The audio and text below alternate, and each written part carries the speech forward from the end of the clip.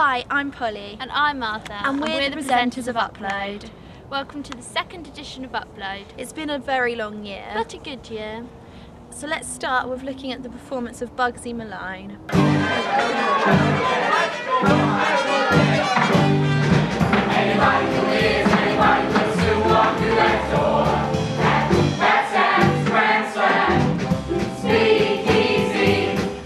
Being a gangster in Prohibition-era Chicago seems like great fun, full of singing, dancing, custard pies and splurge guns.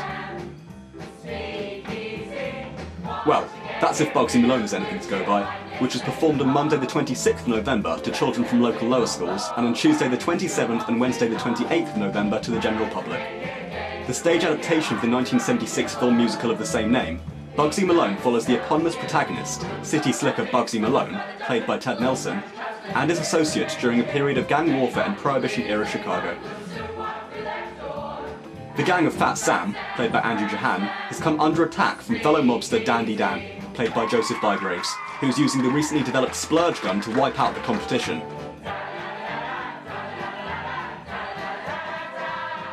This not only jeopardises Sam's unlawful occupation, but also his speakeasy where flirtatious singer Tallulah, played by Eve Essen, performs, and Bugsy's love interest Blousy, played by Hannah Luff, also hopes to sing. The departure of many of Wootton's musical theatre performers over the past couple of years has opened the opportunity for the lead roles to be taken on by fresh talent. With large numbers of Years 11s and 12s filling out the cast, there is no doubt that Wootton Upper School's productions have a very bright future. Needless to say, Bugsy Malone was tremendous when performed at Wootton, and I can only hope that the performances were half as entertaining when the cast performed them in Bremen, Germany, during the first week of December as part of Wootton Upper School's annual student exchange. As usual, the show travelled to Bremen as part of the German exchange. On the 2nd of December, the coach left from Wootton Upper School going to Bremen, Germany, to perform the school's latest musical production, Bugsy Malone. The approximately 15-hour trip crossed 5 countries to eventually arrive in Bremen, where students were warmly greeted by their German hosts. The next day, students rehearsed intensively for the show that night. The German students introduced the show, the audience applauded with anticipation, and the lights came down. All 4 performances were sold out, meaning students performed to a total of around 2,200 people. The shows went even better than expected, and the audience responded very enthusiastically. They laughed at all the right moments and were gracious with their applause. All feedback received was highly complimentary, and it made for an amazing set of performances. Despite what the name might lead you to believe, the Wootton's Extra Factor was not the companion show of the ITV show, The X Factor. Yeah, it was actually good.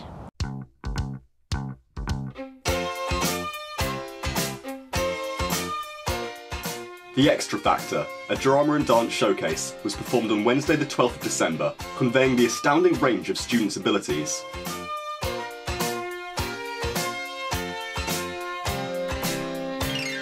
The Year 9 Drama Club kicked off the evening with their performance of Ernie's Incredible Hallucinations. This was followed by 4 varied yet equally involving dance performances.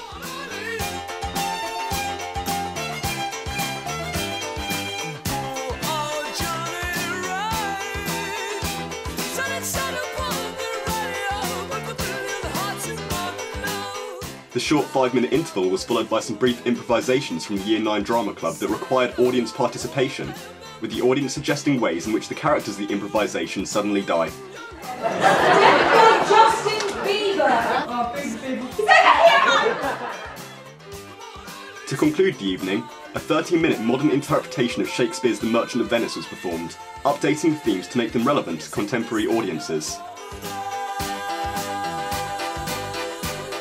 This piece was previously performed on Monday the 19th of November at Bedford Modern School as part of their Battle of the Bard Festival. It starred a variety of students from years 9 and 10, hinting at the bright future Wootton's drama department has with so much talent in the younger years eager to perform on stage. Every year throughout November, men grow moustaches in order to raise awareness for men's health charities.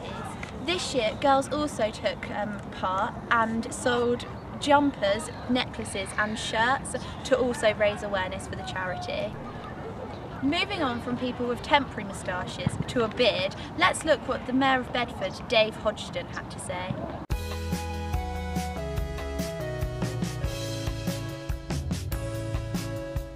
On the 8th of November, the Mayor of Bedford, Dave Hodgson, came to visit Wootton Upper. Both Year 12 and Year 13 government and politics classes came up with questions to ask him. When asked what inspires him by Jacob Torn, his answer was simple: his granddad. But the visit wasn't all asking the Mayor about his dreams. There are more important things at hand. What's happening to the Bedford bus station? How is he helping education in Bedford? These serious questions required more serious answers. In regard to the bus station, he revealed that it was being completely refurbished and would be the only bus station in England to be owned by Stagecoach. Although cuts have been made to education, Hodgson pledged to invest in Bedford's education system. Upload even managed to catch an interview with the Mayor.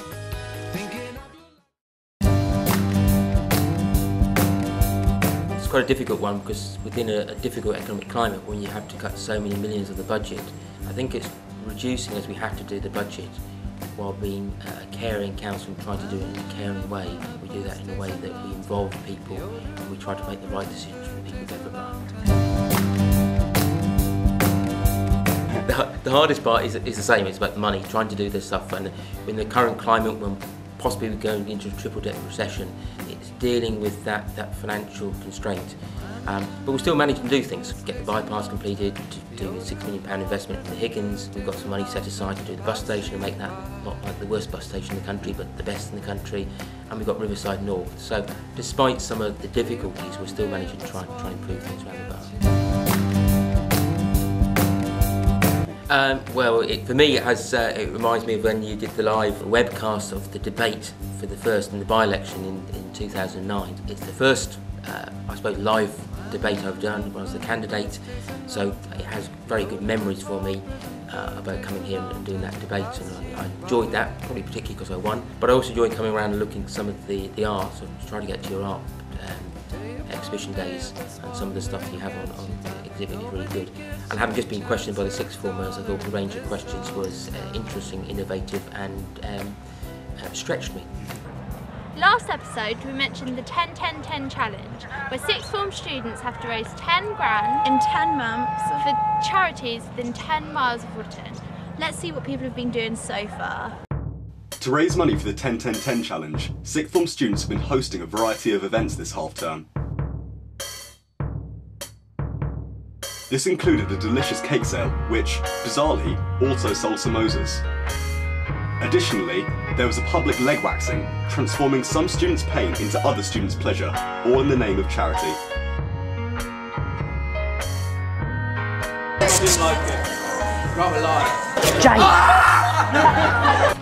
Interform netball was a hit last term and it's back again this year. But this time in the name of the 10-10-10 challenge.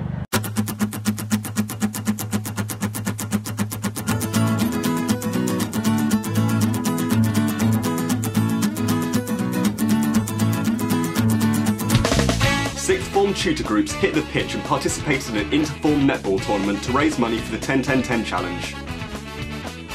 Crowds of friends, teachers and supporters stood outside every match cheering on their peers, intensifying the already lively atmosphere. Games were won, games were lost, balls were thrown, and a certain tutor group wore onesies whilst playing the game.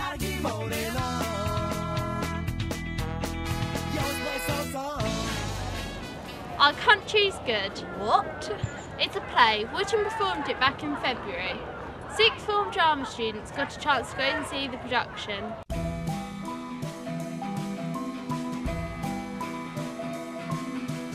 Our Country's Good was performed by Wootton Upper last February, and sixth form drama and theatre studies students had a chance to see another production of the piece, directed by the original director Max Stafford Clark, on Tuesday the 6th of November at the Watford Palace Theatre.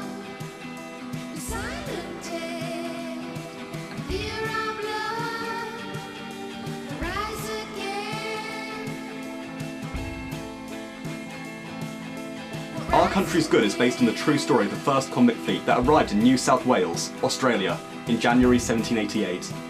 Governor Arthur Phillip hopes to build a civilization founded on culture and learning, in which the convicts can regain their humanity. Ralph Clark, a young second lieutenant desperate for promotion, takes on the challenge of directing the convicts in a performance of George Farquhar's The Recruiting Officer. However, many of Ralph's fellow officers oppose the play. The escalating conflict amongst the officers not only threatens the play, but also the very lives of the convicts themselves. Many students were surprised by the different interpretations of characters, different from both Wootton's production and how Stafford Clark had done them before.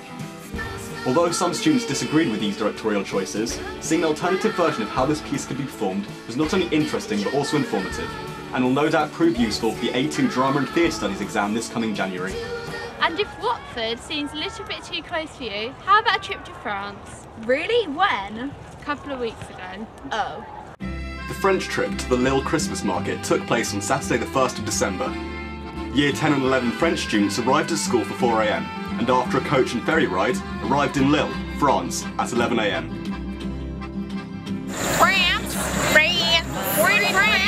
Students were given €5 for lunch and let loose in the Lille shopping centre. After 2 hours of wandering around the shopping centre, students moved on to the Christmas market. They were able to wander around for different stalls and buy more food and souvenirs such as crepes, gingerbread men and berets, but alas, no snails. There was also the Lille Ferris wheel, which was really high up and freezing cold.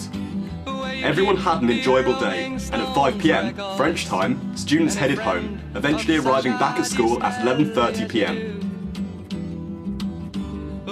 Jokes aside, let's now show our respect for the soldiers. Here's some footage of the Remembrance Parade back in Wootton. At 11 AM on the 11th of November, the world falls silent for 2 minutes. Why?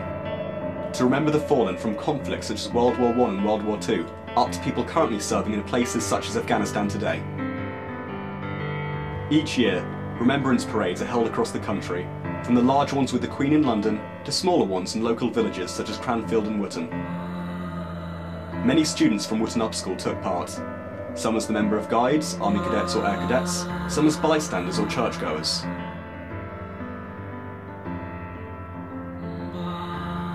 There is no one in the world whose family has not been affected by conflicts, whether they were between villages, towns or countries, so it is important we remember, lest we forget. Unlike America, we don't celebrate Thanksgiving, so it's easy to forget how lucky we are. And with the run up to Christmas, everyone is thinking about their presents. But unfortunately, there's children not as lucky as us. While we expect MacBooks, iPads, they expect nothing. And this is where Operation Christmas Child comes in.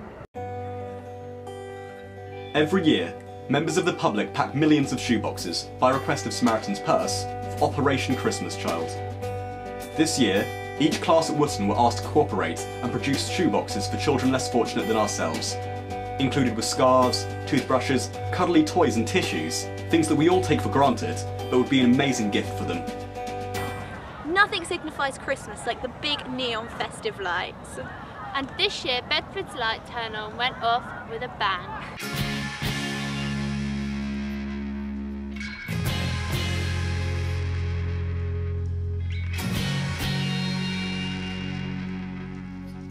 On the 21st of November, Bedfordians gathered round the embankment to celebrate the turning on of the Christmas lights.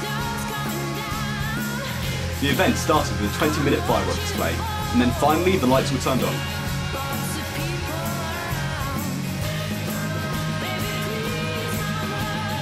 Dotted around the river were different food stands and fair rides, and Santa even managed to take some time out of his busy Christmas schedule so that people could take photos with him. So that's it from Upload this episode. And this year. We wish you a very Merry Christmas. And a Happy New Year. Bye! This is back by popular request. It's a trap.